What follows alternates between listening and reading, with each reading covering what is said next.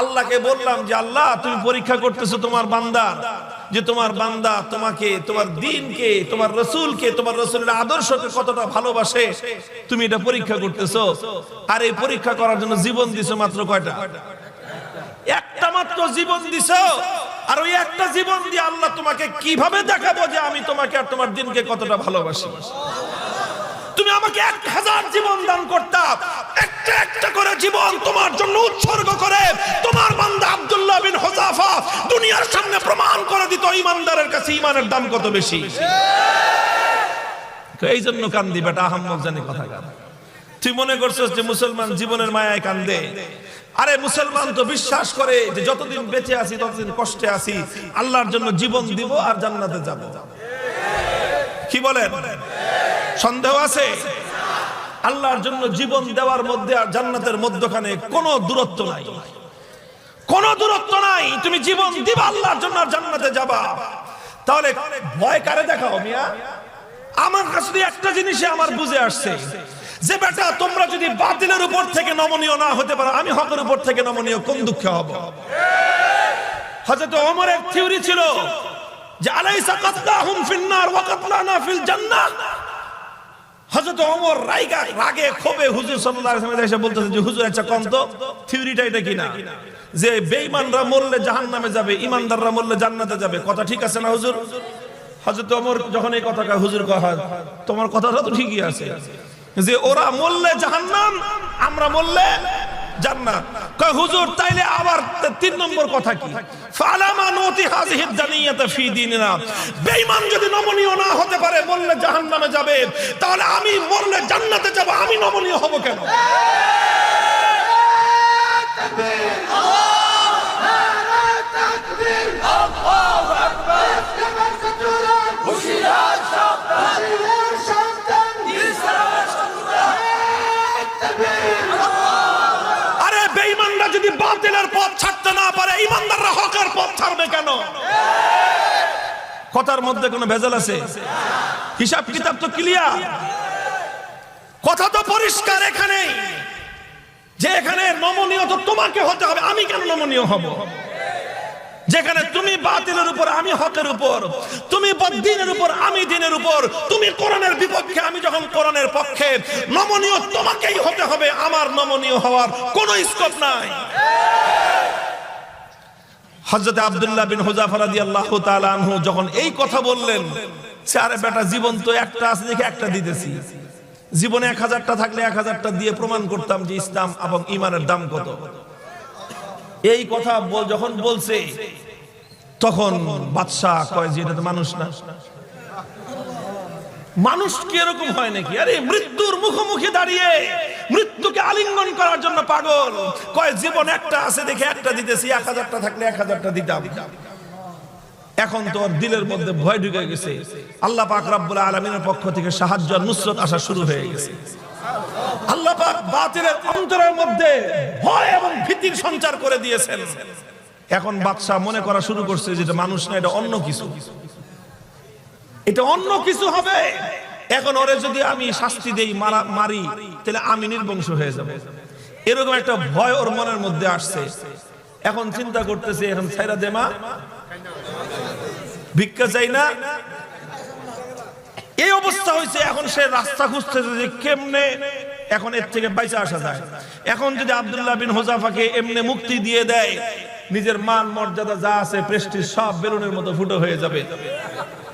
এখন বলে যে ঠিক আছে, ঠিক আছে, তোমার কিচ্ছু করা লাগবে না, ঈমান ছাড়া লাগবে না, ইসলাম ছাড়া লাগবে না, কোনো কিছু করা লাগবে না, তুমি শুধু একটা কাজ করো, আমার কপালের মধ্যে একটা চুমা দিয়ে দাও, তোমাকে ছেড়ে দিবে।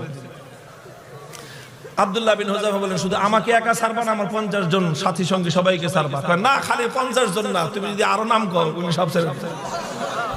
তিনি চিন্তা করেন আল্লাহর পক্ষ থেকে নুসরত আসছে, আল্লাহর পক্ষ থেকে সাহায্য এসেছে। আল্লাহ পাক একজন বন্দীর সামনে একটা সম্রাটের মাথা নত করে দিয়েছেন। কুদরত কার হাতে? ফাইনাল খেলায় জিতছে কে? কে জিতছে? হযরতে রাসূলের সাহাবী জিতেছেন, সম্রাট পরাভূত হয়ে গেছে। কথা বলেন ঠিক না বেঠিক? তিনি চিন্তা করলেন যে আমার একটা কাজ, এই কাজের দ্বারা তো ইসলামের গৌরব নষ্ট হবে না, আর সঙ্গী সাথীদের জীবন বেঁচে যাবে। ঠিক আছে, তাও ওনার আত্মমর্যাদা এতটা বেশি যে সরাসরি কাফেরের কপালে চুম্বন দিবেন, আত্মমর্যাদায় বেঁধেছে। কাফেরের কপালে নিজের পাঞ্জাবির আস্তিন রাখছেন, আস্তিন দেখে নিজের পাঞ্জাবির হাতের উপর চুম্বন করেছেন। বাদশা কয়ের যেমনি হোক, সম্মানটা তো বাচ্চা আমার কোন রকম তো বাচ্চে। আমি খালি বলতে পারলাম যে না না না, আমি হারি নাই, হুযায়ফার সাথে আমার একটা মিউচুয়াল আন্ডারস্ট্যান্ডিং হয়েছে, সেইভাবে কাম হয়েছে। বাস সব বন্দীদেরকে মুক্তি দিয়ে দিয়েছেন। এই খবর যখন খলিফা ওমর ফারুক রাদিয়াল্লাহু তাআলা আনহুর কাছে গেছে, তিনি সাহাবায়ে কেরাম বড় বড় সাহাবীদেরকে নিয়ে অগ্রসর হয়ে আসছেন যে আব্দুল্লাহ বিন হুযাফাকে সংবর্ধনা দেওয়ার জন্য, যে আব্দুল্লাহ বিন হুযাফা, তুমি এবং তোমার 50 জন সঙ্গী আজ রোম সম্রাটের দরবারে আল্লাহর দ্বীনের ঝান্ডা যেভাবে সমুন্নত করেছো, আল্লাহর দ্বীনের গৌরব, মুসলিম জাতির মর্যাদা সমুন্নত করেছো, গোটা মুসলিম উম্মার দায়িত্ব আর কর্তব্য হয়েছে এখন তোমাকে সম্মান জানানো। এই জন্য আমি স্বয়ং খলিফা তোমাকে ইস্তেকবালের জন্য সামনে অগ্রসর হয়ে আসছি। মুহতারাম হাজিরিন, উলামায়ে কেরামকে বলি আর আলেমদের সাথে যারা আছেন তাদেরকে বলি, হকের উপর অটল থাকতে হবে। জীবন যাওয়া না যাওয়াটা বড় প্রশ্ন নয়, বড় প্রশ্ন হলো আমার জীবনটা হকের পথে গেল কিনা। জীবনের শেষ মুহূর্ত পর্যন্ত ইসলামকে, আল্লাহর দ্বীনকে বিক্রি করে ব্যক্তিগত স্বার্থ উদ্ধার করা যাবে না। আল্লাহ পাক তৌফিক দান করেন, আমিন বলেন। ইনশাআল্লাহ এভাবেই আমরা পথ চলবো, ইনশাআল্লাহ ইনশাআল্লাহ এভাবেই পথ চলবো। সাধারণ মানুষকে বলি, যারা আলেম ওলামাদের বিরোধিতা করেন একটু বুঝে শুনে করবেন। আলেম ওলামাদের বিরোধিতা করেন, বুঝে শুনে করবেন। খালি নেতায় ডাকছে আলেমের বিপক্ষে নেমে পড়েন না। খবরদার, আলেম যখন কোরআনের পক্ষে নামে, কোরআনের বিপক্ষে যেই নামুক না কেন, রাজনীতির কারণে যে কোনো নেতার পিছনে রাজনীতি করতে পারেন। দেশের উন্নয়নের স্বার্থে, রাজনীতির উন্নয়নের স্বার্থে যে কাউকে নেতা মেনে যে কোনো দলের আদর্শে রাজনীতি করেন, যে কোনো দলের হয়ে আপনি এলাকার উন্নয়ন করেন, কোনো অসুবিধা নাই। কিন্তু খবরদার, খবরদার, আল্লাহ না করুন, আল্লাহ না করুন, কখনো যদি কোনো নেতা আপনাকে আলেমের বিপক্ষে ডাকে, ইসলামের বিপক্ষে ডাকে, আপনি আপনার বিবেক দিয়ে যাচাই করবেন হক কোন পথে আছে, কোরআনের কথা কার পক্ষে আছে। আপনি তখন যদি কোরআনের কথাকে পিছনে ফেলে নেতার কথাকে অগ্রাধিকার দেন, বোঝা গেল যে আপনি আপনার রাজনীতির সামনে ঈমান বিক্রি করলেন।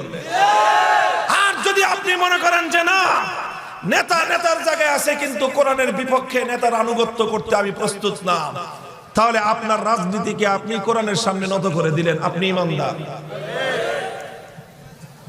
মুহতারাম হাজিরিন, আল্লাহ পাক আমাদেরকে বুঝবার তৌফিক দান করুন। উলামায়ে কেরামকে অবস্থান বিবেচনা করবেন, আলেমদের কথা বিবেচনা করবেন যে কোরআন হাদিসের পক্ষে আছে কিনা। যদি আলেমের কথা কোরআন হাদিসের পক্ষে থেকে থাকে, ইসলামের পক্ষে থেকে থাকে, আপনি মুসলমান হয়ে থাকলে যে কোনো রাজনৈতিক দল করেন, যে কোনো নেতার নেতৃত্বে চলেন, কিন্তু খবরদার, যখন প্রশ্ন হবে হক এবং বাতিল, যখন প্রশ্ন হবে তাওহীদ এবং কুফর, যখন প্রশ্ন হবে ইসলাম এবং কুফর, তখন আপনাকে ইসলামের পক্ষেই থাকতে হবে।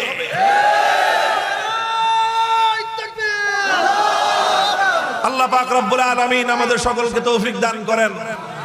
রাত 12টা বেজে গেছে। আল্লাহ আপনাদের গোটা এলাকার উপর রহমতের বৃষ্টি বর্ষণ করুন। শাসক বর্গ আমরা তাদের কল্যাণকামী, আল্লাহ তাদের দ্বারা দেশ, জাতি এবং ইসলামের কল্যাণে ভূমিকা পালন করান। তাদেরকে বেশি বেশি ভালো কাজ করার তৌফিক দান করুন। ভুল ত্রুটি থেকে আল্লাহ পাক রব্বুল আলামিন কুদরতের মাধ্যমে তাদেরকে হেফাজত করুন।